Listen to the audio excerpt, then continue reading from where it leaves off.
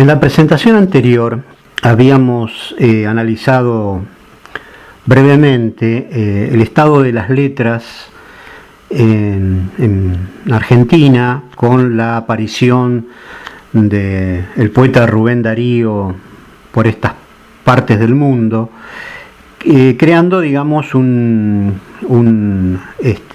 corriente literaria, el modernismo, cuyo fundamental discípulo en Argentina se llamó Leopoldo Lugones. Bien, esa es una línea que se va a terminar a sí misma, digamos, y es más, va a terminar de una manera trágica. No va a tener demasiados adherentes después de la década del 20,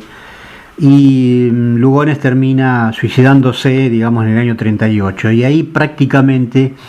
esa corriente literaria va a terminar, digamos, como en sí misma. Entonces yo ahora les voy a presentar un mapa que va a dejar eso aparte, porque ya de alguna manera lo habíamos analizado, presentando a la vanguardia literaria, digamos, desde un punto de vista neorromántico, digamos, ¿no? Ese modernismo de Lugones, de Rubén Darío, que dijimos que era una lengua que casi no nos pertenecía a nosotros, ¿no? Era una lengua que estaba construida en función de una lengua literaria por fuera, digamos, del lenguaje de la gente, el lenguaje del pueblo, ajena, digamos, un poco a las sensibilidades y entendiendo el lenguaje como una cuestión en permanente transformación y en permanente construcción a través, digamos, de los hablantes. La lengua tiene eso, tiene esa dinámica, ¿no? Y esto, en la actualidad lo vamos observando, lo vamos como asimilando. La lengua que nosotros hablábamos en la década yo ya que soy un hombre mayor, digamos, en la década del 60 no es la misma lengua que se habla en la actualidad. Han cambiado, se han inventado palabras nuevas, giros nuevos, neologismos, en fin, una serie de cuestiones que hacen de la lengua un asunto muy especial. Bien, como hay bastantes cosas que explicar en esta diapositiva, vamos a tratar de ir un tanto rápido para no cansarlos. Acá, digamos, tenemos como principio de siglo en esta vanguardia neorromántica, digamos, tenemos como dos corrientes o dos grupos de construcción literaria que se tocan en algún punto, pero que a su vez también son distintas, ¿no? Por un lado, toda la tradición de la gauchesca y también los aportes de la cultura inmigratoria a través de los géneros líricos. Ya vamos a ver en qué consiste esto, ¿no? Y tiene influencia, digamos, básicamente en el teatro nacional, el teatro argentino concretamente, ¿no es cierto? Como así también, digamos, de alguna manera o de alguna forma, en un género que es auténticamente argentino, un género musical que es el tango y los poetas de la ciudad, podríamos decir, ¿no? Aquellos letristas de tango que va a ser un género que va a tener una trascendencia inusual para el arte argentino, ¿no? Porque, como pongo acá, digamos, en el gráfico, va a surgir en los burdeles de Buenos Aires y va a escalar como arte importante y consagrado hacia los lugares más importantes y conspicuos del mundo de la música. Tango se toca en este momento prácticamente en todas las orquestas sinfónicas del mundo, ¿no? Hay siempre, y vamos a hablar especialmente en la próxima unidad temática de alguien que lo llevó a ese lugar, y dos o tres, digamos, músicos argentinos que llevan al tango a ese lugar de consagración mundial. Bien, entonces por eso pongo acá de los burdeles de Buenos Aires al Rockefeller Center, podemos decir también a la Scala de Milán o algún teatro importante de Europa, de Holanda o de Rusia, y no importa demasiado. Pero quise graficar con esto una construcción artística nacional argentina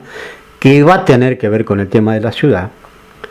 y que de alguna manera pone al arte argentino en un ámbito internacional como tal vez ninguna otra forma del arte. Bien. Y por otro lado, el tema del teatro nacional, que también tiene, digamos, importancia internacional en este momento y desde hace bastante tiempo, al ser la Argentina el más importante país, digamos, de teatro en lengua castellana, lengua hispana, digamos, ¿no? Buenos Aires es algo así como la meca del teatro de lengua castellana en la actualidad, y tiene una extensa tradición, ¿no es cierto?, de construcción artística, de epistemología, digamos, artística, a través de géneros que fueron inventados con el aporte, por supuesto, de algunas tradiciones inmigratorias, como son los géneros líricos chicos, o el teatro chico que se llama,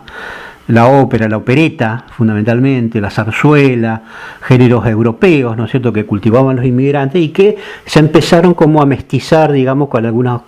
formas, digamos, nacionales, plebeyas, podríamos decir, del campo argentino, como por ejemplo el caso del circo criollo, ¿no? El circo criollo es un género absolutamente nacional, que tenía, también se lo llamaba circo de dos partes, ¿no? Porque tenía una parte que era una obra de teatro, y la segunda parte, mejor dicho al revés, en la primera parte había acrobacias y espectáculos circenses, y en la segunda parte una obra de teatro, donde se representaban sainetes, que eran comedias costumbristas, muchas de ellas ubicadas en lugares muy arquetípicos de la inmigración, como el caso de los conventillos, donde se hablaba una lengua cocoliche, digamos, una lengua, claro, en los conventillos de Buenos Aires, digamos, convivían árabes, italianos, españoles, qué sé yo, judíos, de todas clases de procedencia aluvional, y por supuesto, el teatro argentino, a través de ese formato del sainete, digamos, va a reconstruir, ¿no es cierto?, esa práctica de convivencia, digamos, de extranjeros en un nuevo mundo, en un nuevo país. Y también después hubo otras formas más elaboradas, como fue el grotesco argentino, ¿no es cierto?, también un género teatral absolutamente construido acá en Argentina, y fundamentalmente a través de un autor muy importante que fue Armando Discépolo. Así que bueno, ahí vemos una tradición, ¿no?, que deriva de la gauchesca, del circo criollo, y que de alguna manera culmina en la actualidad con una muy importante producción teatral y de autores realmente extraordinarios en el arte teatral en lengua castellana. El otro, digamos, la vertiente importante que viene también de los géneros líricos y de la cultura inmigratoria de la gauchesca es el tango y los poetas de la ciudad. Por ejemplo, para dar un ejemplo bien concreto, por ejemplo, el caso de Carlos Gardel, que fue el que inventa el tango canción, él, digamos, empezó su carrera cantando, digamos, canciones criollas, estilos, cielitos,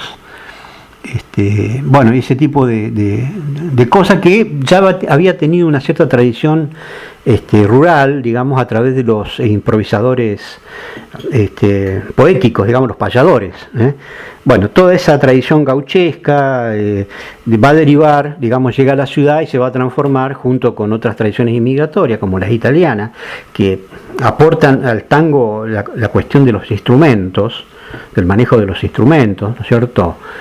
y como el caso de la inmigración y de la sobrevivencia de la cultura afro, digamos, en Buenos Aires, van, digamos, a ser un caldo de cultivo, como lo son todos los puertos en la costa del Atlántico, que van a producir ese género incomparable que va a ser, digamos, la música de Buenos Aires, el tango. Y por otro lado, las letras eruditas, aquellas letras que son construidas a través de otras procedencias, que van a tener básicamente van a producir una adhesión a las ideas de vanguardia literaria en las revistas literarias, ¿no es cierto? Y por otro lado, se van a poner furibundamente el modernismo a esa construcción literaria media artificiosa y artificial de Rubén Darío y Leopoldo Lugones. Dentro de esta tradición erudita, hay una revista muy importante que va a ser la revista Martín Fierro, y donde van a participar, por ejemplo, autores como el caso de Ricardo Guiraldes, que vuelve a retomar el tema del gaucho, sin embargo tratado de una manera literaria, podríamos decir, manejando una lengua culta, y en última instancia, Don Segundo Sombra es un gaucho que no es el Martín Fierro, ¿no? Es aquel gaucho que de alguna manera se proletarizó y ya va a ser el peón de estancia, digamos, ¿no? Y Guiraldes era un estanciero, o sea que él le va, no es una linda novela, pero él va a posar sobre el gaucho una mirada de propietario, por así decirlo, una mirada de patrón. Lo cual va a, digamos, a hacer una cosa totalmente distinta a esa tradición del gaucho rebelde, del gaucho perseguido por la justicia y de alguna manera enfrentando, digamos, digamos, a las corrientes inmigratorias que estaban europeizando la Pampa hacia fines del siglo XIX. Y bueno, y las letras eruditas también van a tener mucha importancia en este debate literario, las revistas literarias. Vamos a ver un par de ellas ahora y vamos a hacer un breve comentario sobre las mismas.